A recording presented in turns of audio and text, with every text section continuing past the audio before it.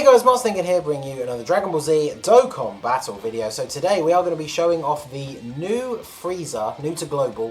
He didn't have his awakening, and then obviously he got an EZA for us basically straight away. This final form FRIEZA that you farm up from the first stage of the full power FRIEZA Dokkan event. Now, he is one of the units that is required for the LR Goku Prime Battle EZA area once that finally comes as well. So you do need to make sure you do get this guy fully farmed up and rainbowed if you want to eventually EZA that Goku. But this video is going to be all about this guy. He is actually really good. So he's a free-to-play Wicked Bloodline category leader, 3 key 77% to stats, so that's very good for running a free-to-play version of the team. And then he does have the INT types 3 key and 50% sub-lead as well.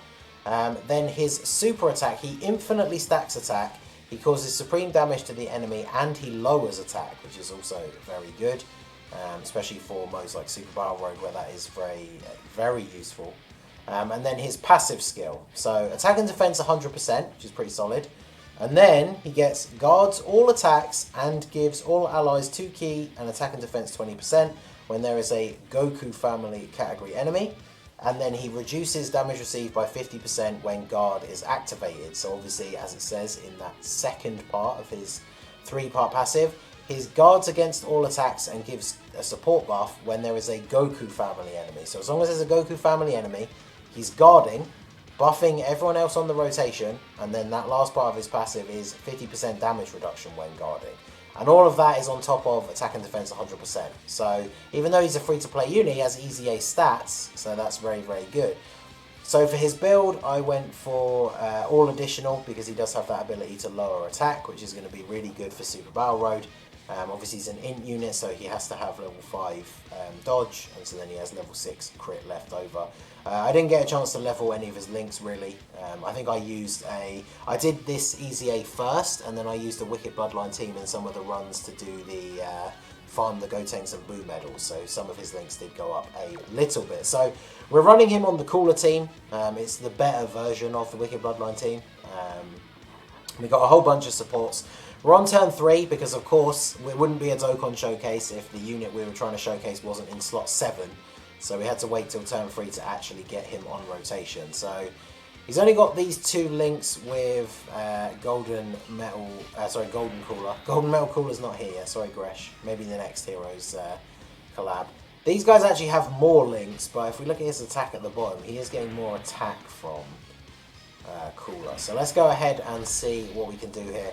Obviously we were on the rotation with double support units. So what is his defense? His defense is 100,000, and then because we're fighting a Goku family enemy, he has 50% damage reduction. So he's not going to take any damage from Raditz here, which, I mean, Raditz not going to do tons of damage anyway. Wow, yeah, 85 damage from a super attack. I mean, to be fair, if one of the support units had taken that super attack, it definitely would have done a lot more damage, so I'm not going to complain. The true key is going to be when we get to Goku in the next phase, because on the Goku and Vegeta stage, I feel like I say this every time we play these stages, but I'm probably going to end up saying it every time anyway. But on these Goku family and Vegeta family stages, the Goku and Vegeta are the hardest fights out of all of them, which makes sense, of course. So yeah, we'll be interested to see how that FRIEZA is going to stand up to Goku. I mean, obviously, Cooler going to transform here and just go off, get the guaranteed crits against Raditz. Mine is Rainbow level 10 links. I think mine has like 18 additional, because he does have a level 3 additional skill orb. So Golden FRIEZA unfortunately stuck in the final slot, so Cooler obviously not getting a ton of his links active here, but that's fine. We've got this GT FRIEZA for a little bit of extra support as well. So Cooler's probably not going to take any damage here. Oh well, he's going to get the level 3 dodge, why not? And then 2.5 on the first turn for him post-transformation is pretty good. So guaranteed crit against Raditz, nice damage there. And then yeah, GT FRIEZA, not going to do a huge amount of damage of course. And Golden FRIEZA on the end, probably finishes off Raditz here, hopefully. Then we go straight into the Goku fight with the Final Form FRIEZA on rotation. So let's see how this is going to play out here. So It probably does actually make more sense to put him in the first slot then, because that's where he's going to tank more hits. Yeah, he's still got 100,000 defense. Cooler. Everyone has 100,000 defense currently, thanks to him giving that support buff with his passive, and then of course the golden Cooler is a support unit as well. So I wonder what Cooler's going to have very high defense once he's done transforming here as well. So as long as Goku doesn't super attack in slot 1, we're looking at some good damage here. Cooler's defense, yeah, goes up to 128,000. So we'll grab these and then let's get these. Fortunately, because obviously Goku has a ton of HP, so the fact that Cooler's going first and getting like a guaranteed crit isn't a huge deal. I don't think the friend one is Rainbow. I think the friend one was 2 dupes. So you saw there, he still took like 17k from the normal attack from Goku. Get those crits. Alright, and then Frieza can come in. 1.57 on his attack. Pretty good. Because, I mean, he is an EZA unit, but he's a free-to-play EZA unit. So, pretty solid attack stat. And, of course, his main use is his defense. So, yeah, he's taking double-digit damage and then a couple of thousand from the super attack. I mean, that is obviously incredibly good for a free-to-play EZA unit. One of the things that he definitely is going to be useful for is, unfortunately, they decided not to drop it with this celebration for some bizarre reason, but we will at some point be getting the 10 extra category stages for Super Battle Road. One of those is the Wicked Bloodline category stage, and every single fight has at least one Goku family enemy.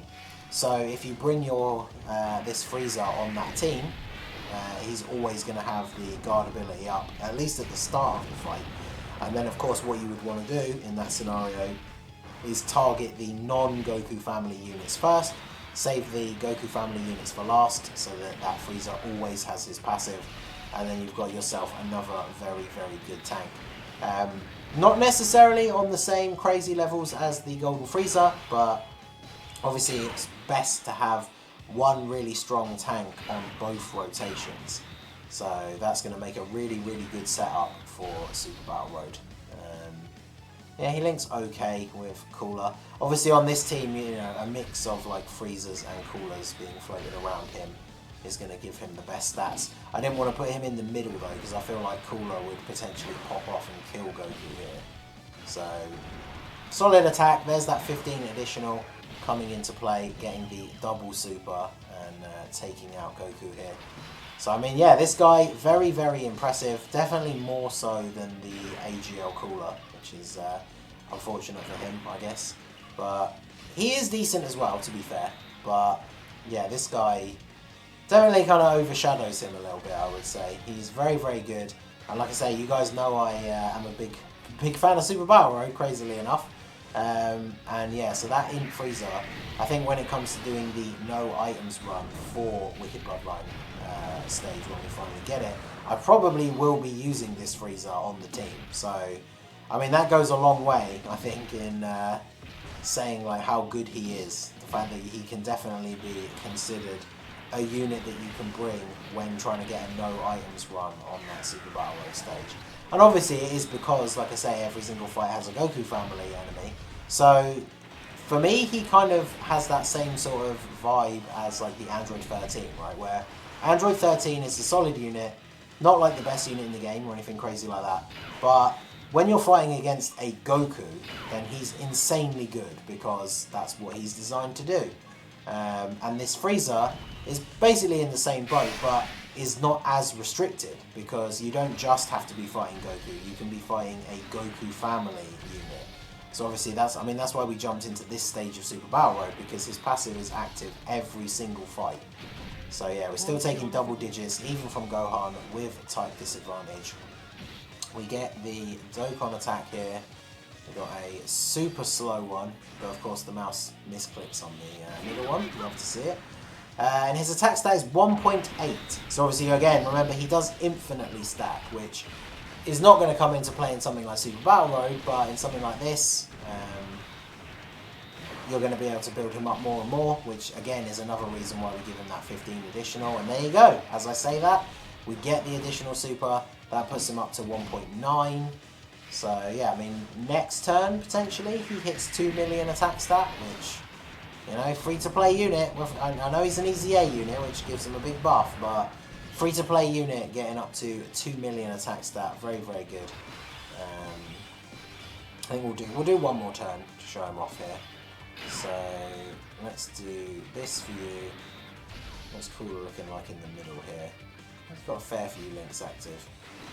Obviously, when like physical Final Form Cooler gets his EZA, that rotation of him and the STR one, especially if they're both at level 10 links, that's going to be a pretty crazy rotation. I feel like maybe that's the only thing that lets down this Frieza and the Cooler a little bit, is the Wicked Bloodline team is so full of really, really good, really strong units. Now I would argue, just like the 13 scenario, if you're taking on an event where the majority, if not all of the enemies are Goku family, then you would probably want to make a space on the Wicked Bloodline team for this Frieza.